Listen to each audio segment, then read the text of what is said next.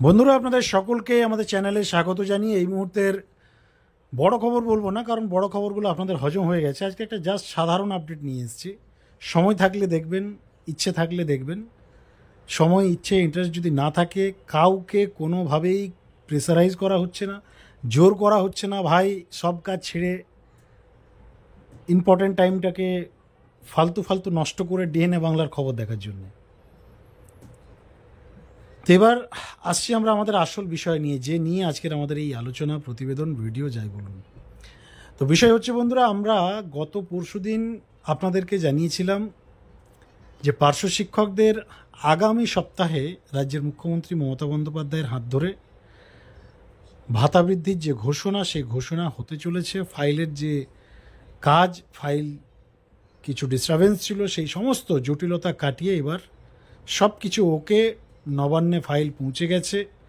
এবার মুখ্যমন্ত্রীর শুধুমাত্র ঘোষণার অপেক্ষা।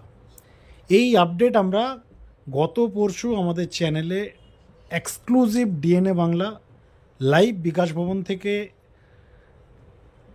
কামাল উদ্দিন মণ্ডল মহাশয়, যিনি পেশায় একজন পার্শ্ব শিক্ষক অনশনকারী, তিনি বিকাশ ভবনে গিয়েছিলেন।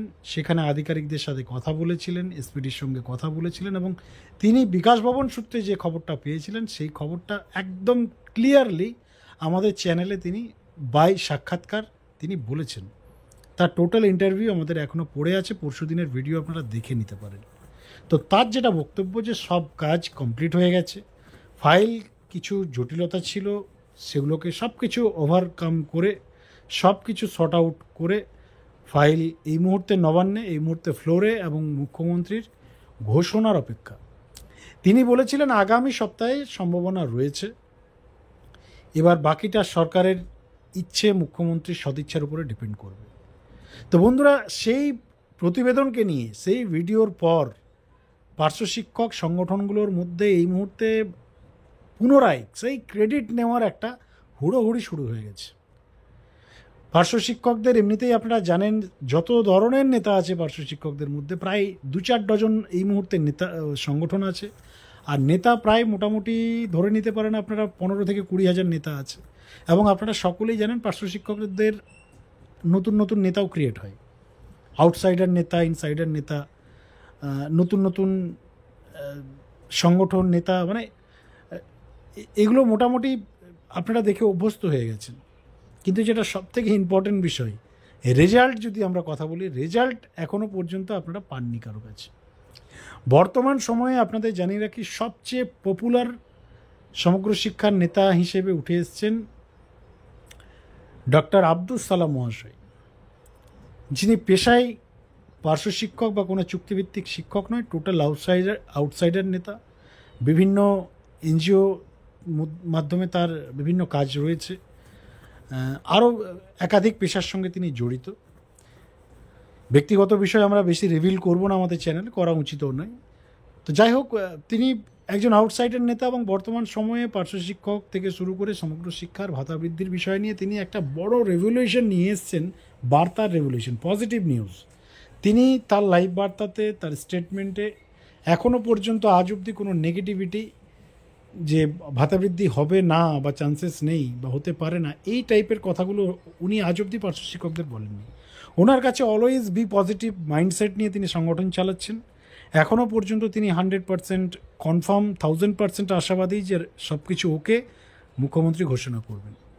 কিন্তু গত পরশু কামাল উদ্দিন মহাশয়ের যে লাইভ বার্তা, বিকাশ ভবন থেকে যে ঘোষণা তিনি করেছেন, সেটা করার পর কামাল উদ্দিন মণ্ডলকে নিয়ে এবার সংগঠনের মধ্যে টানাটানি শুরু হয়ে গেছে, যে তিনি এক্স্যাক্টলি এই মুহূর্তে কোথায় আছেন, কোন সংগঠনে আছেন, কাদের দলে তিনি আছেন, এই নিয়ে একটা টানাটানি শুরু হয়ে গেছে। এবং আমরা মনে করলাম এই বিষয়টি অবশ্যই আপনাদের কাছে তুলে ধরা প্রয়োজন। তো এই সমস্ত হুড়োহুড়ি রেষারেষির মাধ্যমে কামাল উদ্দিন মণ্ডল গতকালকে সোশ্যাল মিডিয়াতে তিনি বার্তা দিয়েছেন। তিনি একদম পরিষ্কার আমাদের স্ক্রিনে এই মুহূর্তে আপনারা দেখতে পাচ্ছেন, তিনি লিখেছেন যে আমি আমাদের উন্নতির স্বার্থে PTWO অর্থাৎ para teacher welfare organisation, Abdul সালামের যে সংগঠন, সেই সংগঠনের সাথে অ্যাক্টিভ সদস্য হিসেবে আছি, অন্য কোনো পিটি সংগঠনের সাথে নেই। অর্থাৎ তিনি কামালউদ্দিন মণ্ডল বর্তমানে রামশ্যাম যদুমধু কোনো সংগঠনের সঙ্গে নেই, তিনি বর্তমানে রয়েছেন প্যারা টিচার ওয়েলফেয়ার অর্গানাইজেশনের সঙ্গে। এটা যারা জানতেন না তাদের অবগতির জন্য জানিয়ে দিলাম, ডক্টর আব্দুল সালাম সাহেবের উপর আমার সম্পূর্ণ আস্থা আছে। এর সাথে বলে রাখি, এতদিন বঞ্চিত মঞ্চে ছিলাম, সেখানকার নেতৃত্বগণ আমার বন্ধু, তাদের রাস্তার লড়াই এবং অফিসিয়াল লড়াইকে আমি সম্মান করি। তাদের প্রতি কটূক্তি আমি সহ্য করব না। আমি তাদের সাথে পায়ে পা মিলিয়ে কাজ করেছি। কারোর একার দ্বারা বৃহৎ কাজে সফলতা আসে না, তার জন্য সবারই কম বেশি অবদান থাকে। সবার উদ্দেশ্য যখন এক, তখন সবাইকে সহযোগিতা করা উচিত, পা টানা নয়। আমার মনে হয়েছে ডক্টর সালাম সাহেবের আমাদের উন্নতির জন্য ছুটেছেন, তাই তার পাশে থাকার প্রয়োজন আছে। সেই জন্য আব্দুল হালিম ভাইয়ের ডাকে সাড়া দিয়েছি। অপরাধ নেবেন না, শামীম দা, মনোরঞ্জন দা সহ সবাই তাদের সর্বশক্তি দিয়ে আমাদের উন্নতির চেষ্টা করছেন। সবার সাফল্য কামনা করি, কাদা ছোড়াছড়ি বন্ধ করি। ধন্যবাদ। এই পোস্ট করেছেন বন্ধুরা কামালউদ্দিন মণ্ডল। অর্থাৎ তিনি পরিষ্কার বলতে চেয়েছেন যে আমি বর্তমান সময়ে কোনো সংগঠনের সঙ্গে নেই, আমি আছি পার্শ্ব শিক্ষক ওয়েলফেয়ার অর্গানাইজেশনের সঙ্গে। অ্যাকচুয়ালি ঘটনাটা আপনাদের জানিয়ে রাখি, যেদিন কামালউদ্দিন মণ্ডল আমাদের চ্যানেলে বাইট দেন, তার খবর ছড়িয়ে পড়ে। বর্তমান সময়ে প্রায় 30,000-এর মতো মানুষ দেখেছে তার ভিডিও, তার বক্তব্য শুনেছেন। আমরা গত পরশু দুপুরবেলা 2:30টার সময় সেই প্রতিবেদন রিলিজ করি আমাদের চ্যানেলে। ডাক্তার আব্দুল সালাম রাত 12টার সময় পোস্ট করে ফেসবুক হ্যান্ডেলে। তিনি বলেন যে আমাদের যে 9 তারিখের যে সভা, সেই সভাতে কামালউদ্দিন মণ্ডল এসেছিলেন। সেখানে ওই অফিসিয়াল যে আমার কাছে কাগজ আছে, সেই কাগজ দেখে তিনি আপ্লুত হয়ে যান, আনন্দে আত্মহারা হয়ে যান, এবং তিনি একদম 100% কনফার্ম হয়ে যান যে যা হবে আব্দুল সালাম বা এই অর্গানাইজেশনের মাধ্যমেই হবে, এবং উনি সব কিছু করে ফেলেছেন। এটা কামালউদ্দিন মণ্ডল একদম মানে হজম করে নেন আর কি, একদম তিনি কনফার্ম হয়ে যান। এবং তিনি তারপর সেখানে কমিটমেন্ট করেন যে তিনি এরপর বাকি লাইফ এই সংগঠনের সঙ্গে আগামী দিনে চলবেন। কিন্তু তার আগে পর্যন্ত, এই স্টেটমেন্টের আগে পর্যন্ত সকলের কাছে যে আপডেট ছিল, আমরাও যেটা জানতাম, যে তিনি পার্শ্ব শিক্ষক যে বঞ্চিত ফোরাম, সেই ফোরামের সঙ্গে রয়েছেন। এবং তার আগেরও যদি আমরা ইতিহাস দেখি, কামালউদ্দিন মণ্ডলের যদি ব্যাকগ্রাউন্ডে আমরা যাই, কামালউদ্দিন মণ্ডল পেশায় পার্শ্ব শিক্ষক, কোনোদিন নেতা হতে চাননি, কিন্তু বিভিন্ন সংগঠনের সঙ্গে তিনি অ্যাক্টিভলি কাজ করেছেন, ঘুরেছেন, রাস্তায় নেমেছেন, আন্দোলন করেছেন, প্রত্যেকটাতে অনশন করেছেন, প্রত্যেকটাতে বি পজিটিভ পার্টিসিপেট করেছেন। বাড়িতে বসা শিক্ষক নয়, তিনি অলওয়েজ ফ্রন্টলাইনে থাকা শিক্ষক। কিন্তু বিষয় হচ্ছে তার যে উৎপত্তিটা হচ্ছে রাজ্য পার্শ্ব শিক্ষক সমন্বয় সমিতি, যে সংগঠন, রাজ্যের একমাত্র ইন্ডিভিজুয়াল ওয়ান অ্যান্ড অনলি যে সংগঠন, একমাত্র নিরপেক্ষ সংগঠন, যারা কোনোদিন কোনো পলিটিক্যাল পার্টির ব্যানারে কোনো কাজ করেনি।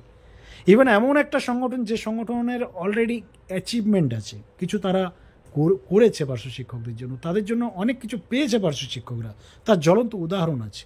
ডিএলএড ট্রেনিং থেকে শুরু করে পুরুলিয়া জেলার পুরুলিয়া, বাঁকুড়া, মেদিনীপুর 3টে জেলার ট্রেনিং স্পেশাল প্যাকেজে যারা জয়েনিং করেছিল, ইভেন অলচিকিদের 60 ইয়ার এঙ্গেজমেন্ট, একাধিক বিষয় এই সংগঠনের হাত ধরে তাদের করা মামলার ধরে হয়েছে। তো সেই সংগঠনের তার উৎপত্তি, সেই সংগঠনের সদস্য শামীম আক্তারের নেতৃত্বে ফ্রন্টলাইনে আসা কামালউদ্দিন মণ্ডল। পরবর্তী সময়ে আমরা দেখেছি তিনি 2019 সালের যে ঐক্যমঞ্চের আন্দোলন, সেখানে অনশনকারী হিসেবে পার্টিসিপেট করে 32 দিন অনশন করেছিলেন। তারপরে আমরা তাকে দেখতে পাই 2021 সালে হঠাৎ করে নতুন নেতা চলে আসে মহিদুল ইসলাম শেখ। তাকে নিয়েও এইভাবেই ক্রেজ তৈরি হয়েছিল সেই মুহূর্তে।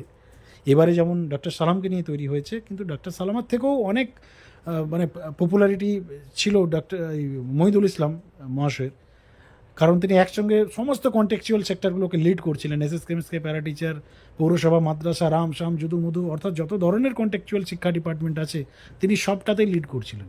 তো যার ফলে তার পপুলারিটি আরও অনেক বেশি ছিল। তো তাকে নিয়েও কামালউদ্দিন মণ্ডল থেকে শুরু করে, সেলিম পাইক থেকে শুরু করে, বুবাই কোলে থেকে শুরু করে, নাজমুল হক লস্কর থেকে শুরু করে একাধিক পার্শ্ব শিক্ষক নেতৃত্ব তাকে সাপোর্ট করেছিলেন। তাকে তার হাত ধরে চেষ্টা করা হয়েছিল যে পার্শ্ব শিক্ষকদের যদি কিছু দাবি আদায় করা হয়। পরবর্তীকালে দেখা গেছে যে সেটা সাকসেস হয়নি, তিনি পার্টির টিকিট নিয়ে বেরিয়ে গেছেন অন্যদিকে। তো যাই হোক, বর্তমান সময়ে 21-এর পর ঘটনা আবার চেঞ্জ হয়, বঞ্চিত ফোরাম তৈরি হয়, ঐক্যমঞ্চ ভেঙে যায়, সমস্ত সংগঠন একসাথে তলায় আসে, বঞ্চিত ফোরাম তৈরি হয়। বঞ্চিত ফোরামে আবার এই সমস্ত নেতারা যারা এদিক সেদিক ওদিক হয়ে বেড়াচ্ছিলেন, তারা আবার এক হয়ে লড়াই করার চেষ্টা করেন। এবার যা ঘটনা বন্ধুরা, এই 2026 বিধানসভা ভোটের আগে ডাক্তার সালাম এসছেন এবং অলরেডি কামাল উদ্দিন মণ্ডল বঞ্চিত ফোরাম সেখান থেকে শর্ট আউট করে তিনি অর্থাৎ পার্শ্ব শিক্ষক সমন্বয় সমিতি থেকে বেরিয়ে, ঐক্যমঞ্চ থেকে বেরিয়ে, মহিদুল ইসলামের যে সংগঠন নবান্ন অভিযান, এখনও ছবি ছাপা রয়েছে সোশ্যাল মিডিয়াতে, আপনারা দেখে নিতে পারেন, সেখান থেকে বেরিয়ে, বঞ্চিত ফোরাম থেকে বেরিয়ে এখন তিনি ডাক্তার আব্দুল সালামের যে সংগঠন, সেই সংগঠনে তিনি সদস্য হয়েছেন এবং তিনি বলেছেন যে এখানে কাজ হবে এবং আমি আশাবাদী ডাক্তার সালাম আমাদেরকে উদ্ধার করবেন। তো যাই হোক, আগামী সপ্তাহের একটা চান্সেস রয়েছে বন্ধুরা সংগঠনের কথা অনুযায়ী, দেখার বিষয়। এবং আমরাও আশাবাদী, আমরা আশা করব যে খুব শীঘ্রই যাতে এই পুরো চ্যাপ্টারটা ক্লোজ হয়, মুখ্যমন্ত্রী যাতে খুব শীঘ্রই ঘোষণা করে, এবং বাকিটা সময় বলবে, নজর থাকবে আমাদের। অলরেডি ঐক্যমঞ্চের নেতা ভগীরথ ঘোষও আগাম ঘোষণা করে রেখেছেন যে যদি 1-2 মাসের মধ্যে কিছু না হয় রাস্তায় নামা হবে। বঞ্চিত ফোরামের নেতারা এখনও আশাবাদী যে সব কিছু ঠিকঠাকই আছে। ডাক্তার সালামও মোটামুটি তাও তিনিও পজিটিভ আছেন যে সব ওকে আছে। একমাত্র সংগঠন রাজ্যের শাসক দল, সেই দলের যে সংগঠন প্যারাডিজের তৃণমূল পার্শ্ব শিক্ষক সমিতি, যার নেতা রমিউল ইসলাম শেখ, তার মুখ থেকে এখনও পর্যন্ত পজিটিভ কিছু আসেনি। তো এই সমস্ত বিষয়টা আপনাদের কাছে তুলে ধরলাম। আপনাদের প্রতিক্রিয়া নেগেটিভ পজিটিভ যাই দেবেন কোনো অসুবিধা নেই, আপনারা যাই কমেন্ট করুন, আলটিমেটলি রিচ আমাদের বাড়বে। আর বর্তমান সময়ে আপনারা সকলেই জানেন কন্ট্যাকচুয়াল সেক্টরে সবচেয়ে পপুলার ভিউয়ারশিপ যদি কোনো চ্যানেলের আছে সেটা ডিএনএ বাংলার। আমরা খবর করি না করি, আমাদের যাই নিউজ থাকুক, মানুষ আমাদেরকে ভালোবাসে, আর ভালোবাসে বলেই দেখছে। যারা হেটার্স আছেন তাদের জন্যই কথাটা বলে রাখলাম। তো